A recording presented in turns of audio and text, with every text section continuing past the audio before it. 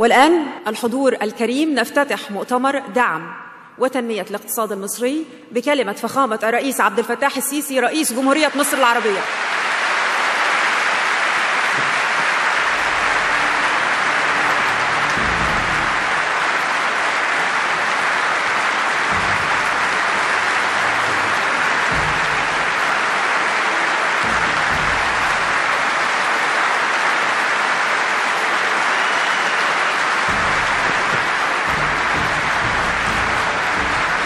شكرا جزيلا.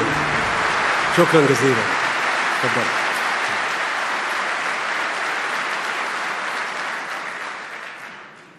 بسم الله الرحمن الرحيم. أصحاب الجلالة والفخامة والسمو، السيدات والسادة، ضيوف مصر الأعزاء، يسعدني أن أرحب بكم اليوم جميعا باسم شعب وحكومة جمهورية مصر العربية. أرحب بشركاء التنمية لمصر الجديدة من توافقت رؤاهم على ضرورة العمل معا من أجل رخاء وتقدم الإنسانية، من أرادوا أن يجتمعوا من أجل أن يكون لهم دور في توفير الاستقرار والازدهار لشعب طامح في التنمية وساع نحو الرخاء. مرحبا بكم جميعا في مؤتمر دعم وتنمية الاقتصاد المصري، مصر المستقبل.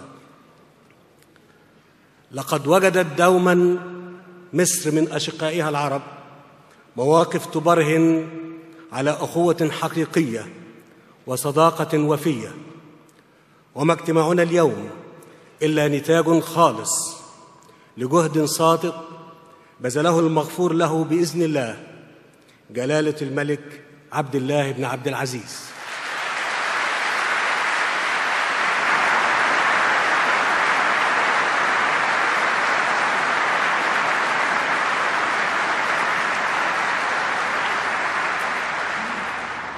من خلال دعوته الكريمة لعقد هذا المؤتمر، وليس غريباً على المملكة العربية السعودية تحت قيادة خادم الحرمين الشريفين الملك سلمان بن عبد العزيز،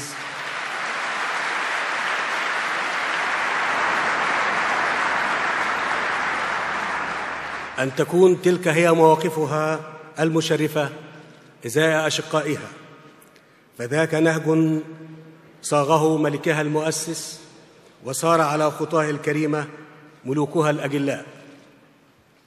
كما أتقدم بوافر الشكر والتقدير للجهود الدؤوبة والمقدرة التي تبذلها دولة الإمارات العربية المتحدة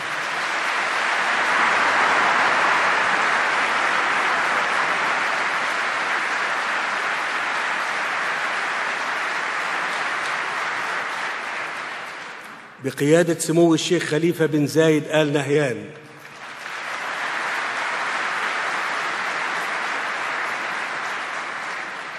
والممثلة اليوم بالحضور الكريم لسمو الشيخ محمد بن راشد آل مكتوم،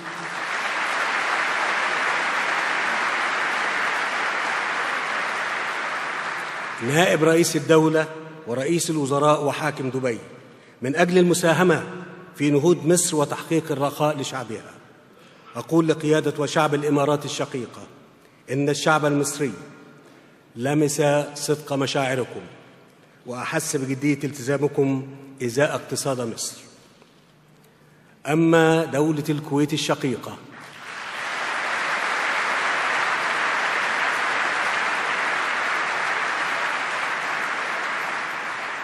فقد كانت الأفعال دائماً تسبق الكلمات للتدليل على علاقاتها الوثيقة ودعمها المستمر لمصر وشعبها.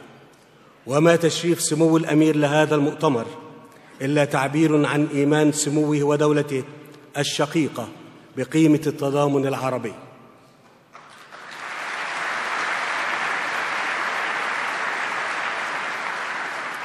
ولا يفوتني في هذا المقام أن أعرب عن الشكر والتقدير لجلالة العاهل الأردني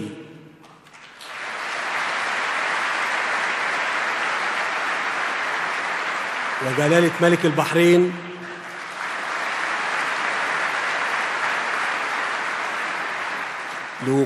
لوقوفهما الدائم بجانب مصر وشعبها، والذي يعكس عمق علاقات بلديهما مع مصر التي وجدت منهما كل الدعم والمساندة. كل الشكر والتقدير لكافة أشقائنا ملوك ورؤساء الدول العربية الذين نسعد بتشريفهم اليوم أو من أنابوا ممثلين عنهم. السيدات والسادة، إن هذه اللحظة تشهد مشاركة رفيعة المستوى وشديدة التميز من قبل أصدقاء مصر الدوليين، دول وحكومات ومنظمات دولية، والذين أعرب لهم عن خالص الشكر والتقدير باسمي وباسم شعب بلادي. وأؤكد لكم أن ترجمة معاني تلك المشاركة إلى استثمارات مشتركة تحقق المنافع المتبادلة لكافة الأطراف لا تقتصر فقط على كونها مساهماً أساسياً في تحقيق النمو والتقدم الاقتصادي، وإنما تمتد لتشمل أبعاداً أعمق ومعاني أسمى، إذ تساهم بلا شك في تحقيق العدالة الاجتماعية وتقليل التفاوت بين شرائح المجتمع، فضلاً عما تسهم به من توفير فرص العمل وتشغيل الشباب. فالمجتمع المصري الذي يمثل تعداد سكانه ربع سكان منطقة الشرق الأوسط يعد استقراره ركيزة أساسية لاستقرار المنطقة، وهو مجتمع شاب يتعين استغلال طاقاته الفكرية والإبداعية لصالح التقدم واستقرار الوطن. وتلك هي التنمية الشاملة التي تنشدها مصر، تسير بخطى واثقة وعلى كافة المسارات والأصعدة، فتحقق نمواً متوازناً وعادلاً، بل وتصب في صالح بناء دولة عصرية لا تحوز مكانتها فقط من عظمة ماضيها وعراقة تاريخها، بل تفخر بصناعة حاضرها وترنو بأمل وتفاؤل نحو مستقبل واعد لأبنائها، فتقدم بذلك نموذجاً للحضارة العربية والإسلامية بقيمها السمحة الحقيقية، دولة تنبذ العنف والإرهاب والتطرف، دولة تعزز الاستقرار والأمن الإقليمي، تحترم جوارها، تدافع ولا تعتدي، تقبل وتحترم الآخر، وتؤمن بأن اختلافه وسيلة للتعارف وإسراء للحضارة الإنسانية. واسمحوا لي أن أنا هكرر الفقرة دي مرة تانية. تقدم مصر بذلك نموذجاً للحضارة العربية والإسلامية بقيمها السمحة الحقيقية، دولة تنبذ العنف والإرهاب والتطرف،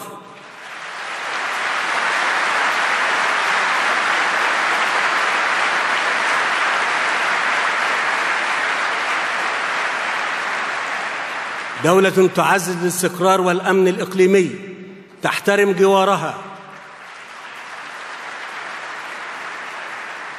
تدافع ولا تعتدي، تقبل وتحترم الآخر، وتؤمن بأن اختلافه وسيلة للتعارف وإثراء للحضارة الإنسانية. السيدات والسادة، إن شعب مصر وعلى مر التاريخ ساهم بفاعلية في الدفاع عن وطنه وأمته العربية والإسلامية، فكانت مصر ولا زالت خط الدفاع الأول عن الكثير من الأخطار التي أحدقت بالمنطقة.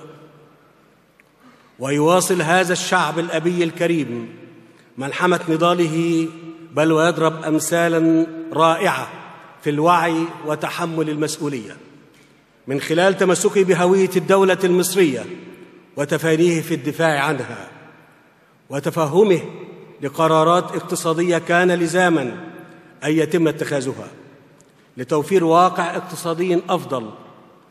كل التحية والتقدير لشعب بلادي.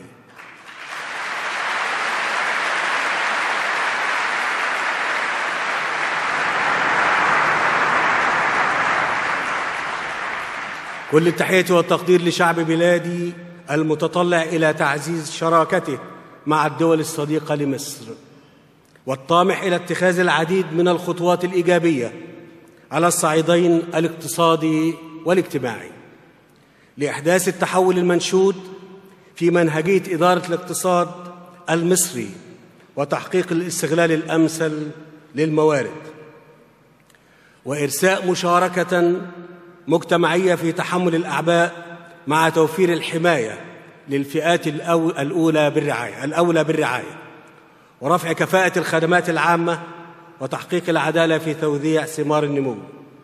تلك أحلام شعب مصر، أحلام مشروعة وطموحات مستحقة سنحولها إلى واقع ملموس بالعمل الدؤوب والتفاني الصادق وبمعاونة شركائنا العرب والدوليين.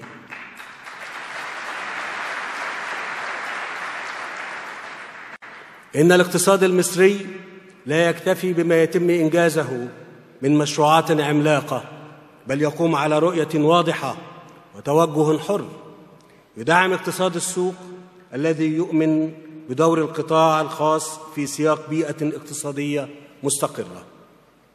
وفي هذا الإطار وضعت مصر استراتيجية للتنمية المستدامة بعيدة المدى حتى عام 2030 تهدف إلى بناء مجتمع حديث وديمقراطي عماده الإنتاج والانفتاح على العالم. وقد تم إعداد تلك الاستراتيجية وفقاً لمنهج التخطيط بمشاركة القطاع الخاص والمجتمع المدني اللذين قاما بدور محوري في إعداد الاستراتيجية، وذلك لضمان الالتزام بتطبيق وتنفيذ السياسات والبرامج والمبادرات التي سيتم تبنيها لتحقيق تلك الأهداف الاقتصادية. واسمحوا لي هنا أن أستعرض المحاور الأساسية التي يرتكز عليها منهجنا لتحقيق التنمية. المحور الأول استعادة استقرار الاقتصاد الكلي للدولة، ويشتمل هذا المحور على صياغة السياسات التي تكفل استعادة التوازن المالي من خلال خفض عجز الموازنة العامة للدولة، وترسيخ مبادئ العدالة الضريبية بين كل فئات المجتمع. ويتزامن مع ذلك تبني سياسة نقدية تسعى إلى الحفاظ على الاستقرار العام في مستوى الأسعار بالتوازي مع زيادة معدل النمو، والسيطرة على التضخم وخفض معدلاته نتيجة لتنفيذ المرحلة الأولى من إصلاح الدعم في قطاع الطاقة وما صاحبه من انخفاض أسعار السلع العالمية وخاصة المواد الغذائية. إن تلك الإجراءات تنطلق من اقتناعنا بأن تحقيق الاستقرار في الاقتصاد الكلي يعد شرطاً أساسياً للحفاظ على ثقة قطاع الأعمال ولضمان استمرار التعافي الاقتصادي. كما أننا نعي تماماً ضرورة وصول عملية الإصلاح إلى غايتها حتى يتواصل تصاعد معدلات النمو التي أظهرت بالفعل تحسناً ملحوظاً خلال الربع الأول من العام المالي الحالي، وهو ما يؤكد أن مصر تمضي قدماً على الطريق الصحيح.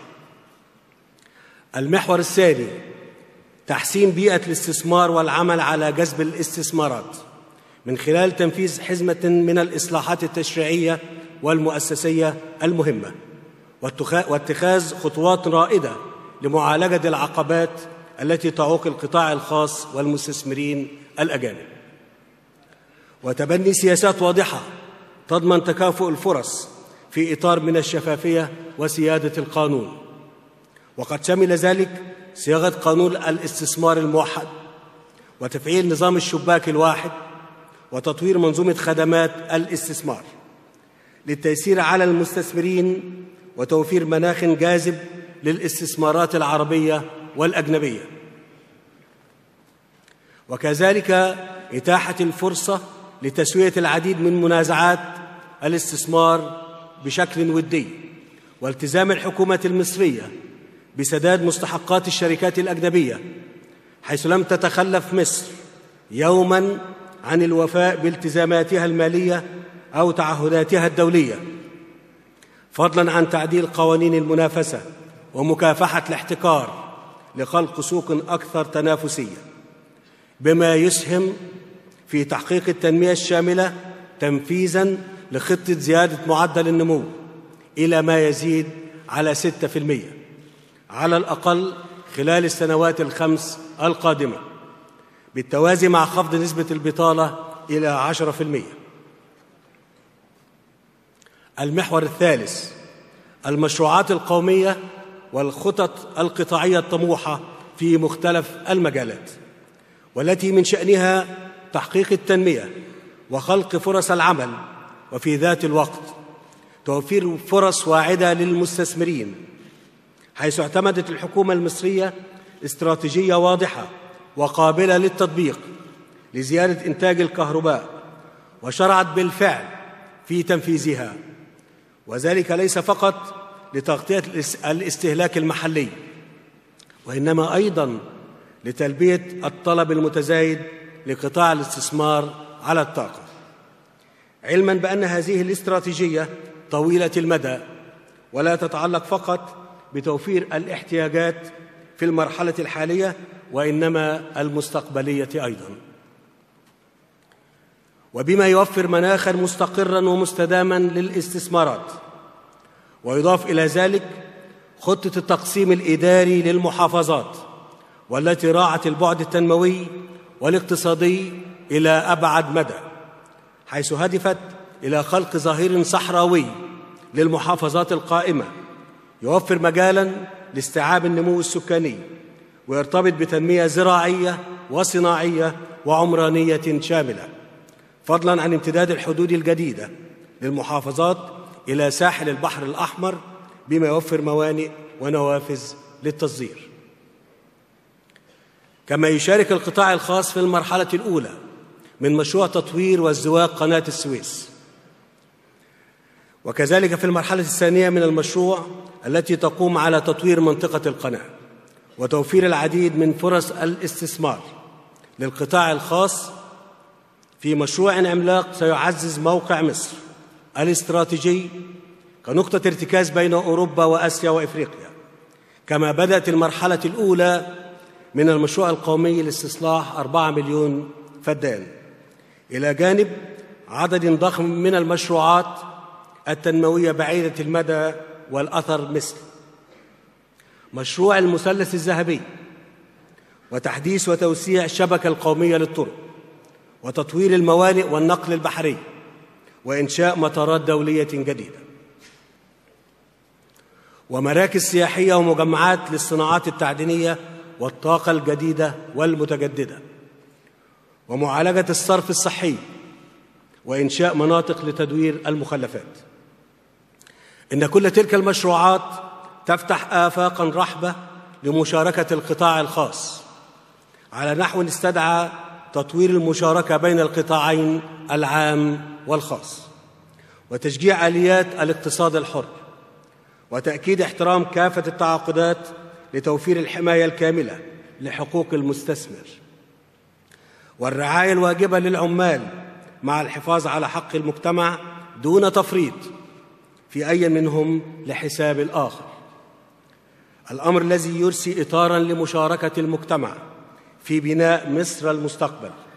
فعلى المدى القصير نعمل على تدعيم نظم الحماية الاجتماعية للتخفيف من تأثير الإصلاحات المالية على القطاعات الأقل دخلاً. أما على المدى الأبعد فيجري التركيز على تنمية رأس المال البشري، لا سيما من خلال ما توفره السياسات الإصلاحية من موارد، وقد شملت الإجراءات التي يجري تنفيذها في هذا الإطار إصلاح منظومة الدعم بهدف وصوله إلى مستحقيه، وتطوير منظومة دعم السلع التموينية، والعمل على دمج وتمكين المرأة والشباب في جهود التنمية والاهتمام بذوي الاحتياجات الخاصة، مع تطوير منظومات الأجور والمعاشات والضمان الاجتماعي لرفع مستوى معيشة المواطن، والاهتمام بالتنمية البشرية من خلال الوفاء بالاستحقاقات الدستورية المتعلقة بتوفير المزيد من الموارد لتطوير منظومة التعليم والبحث العلمي والصحة، وإعطاء أهمية كبرى لتحقيق التنمية الشاملة المستدامة والمتوازنة جغرافياً. إن الأهمية التي نوليها لشباب مصر في البعد الاجتماعي لسياستنا التنموية ترجع أيضاً إلى كونه أحد المزايا التنافسية للاقتصاد المصري، بل للأمة المصرية كلها. فالإحصاءات تشير إلى أن عدد سكان مصر تحت سن 40 عاماً يفوق ثلثي إجمالي تعداد السكان. منهم الآن نحو 30 مليون في سن العمل. فمصر دولة شابة بحق، تطوع وسائل الاتصال والتواصل الاجتماعي والابتكارات الحديثة في سهولة ويسر بفضل أجيالها الشابة السيدات والسادة. إن التنوع الهائل الذي يتميز به الاقتصاد المصري يضمن التجاوب والتفاعل المثمر مع تطلعات كافة المستثمرين في مختلف القطاعات.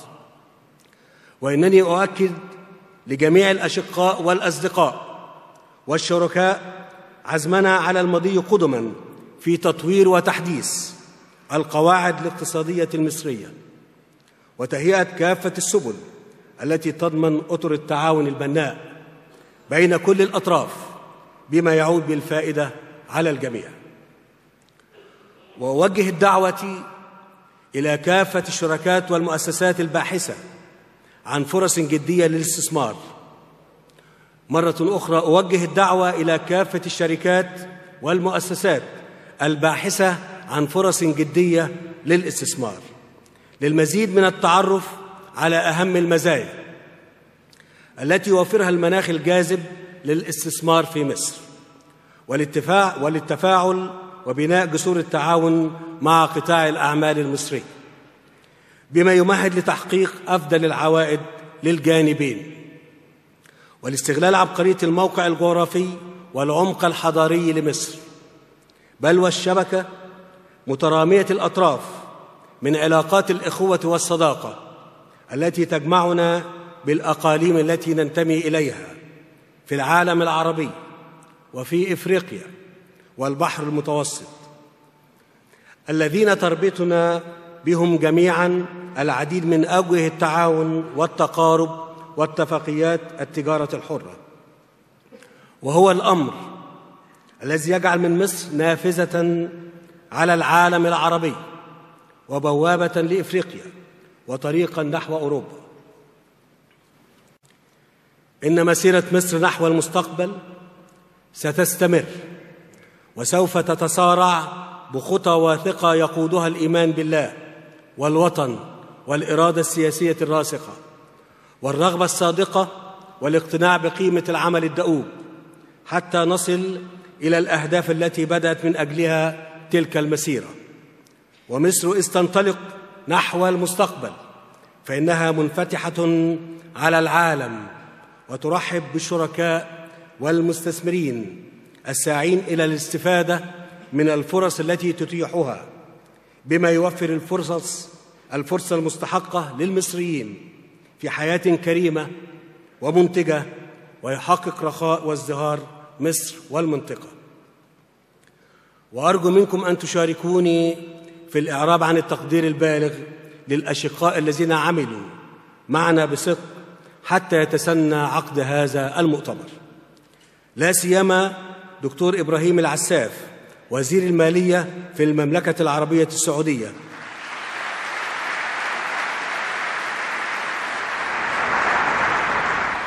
ودكتور سلطان الجابر وزير الدولة بدولة الإمارات العربية المتحدة،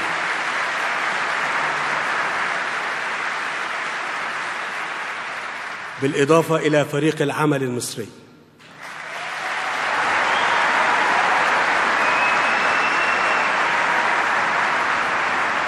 طب أنا هستأذنكم في إن احنا نحيي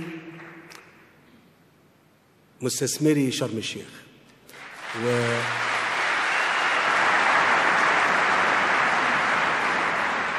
وكمان أهالينا من سيناء في جنوب سيناء.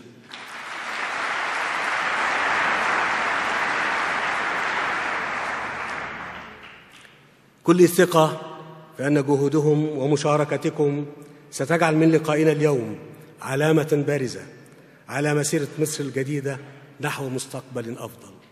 ختاماً، اسمحوا لي أن أنا أوجه لكم مرة تانية باسمي وباسم شعب مصر كل التحية والتقدير على المشاركة والتواجد معنا.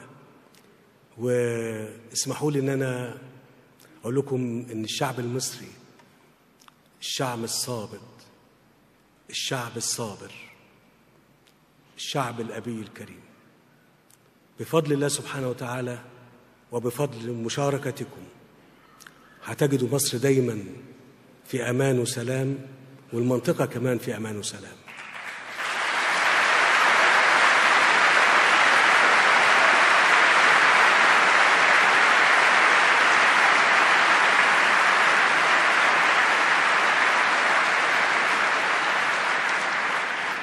تحيا مصر، تحيا مصر، تحيا مصر. والسلام عليكم ورحمة الله وبركاته، وشكرا جزيلا لكم.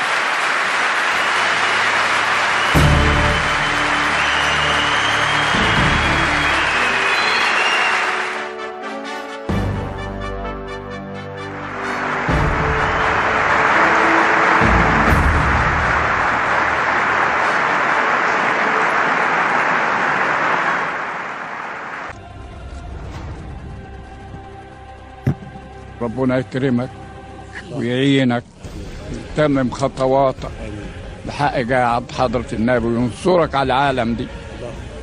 ربنا ينصرك عليهم ويهدهم بحق جاه حضرة النبي. ناس الظلمة دي اللي ما عندهاش لا تقوى ولا دين ولا إيمان، ويستطروا في الدين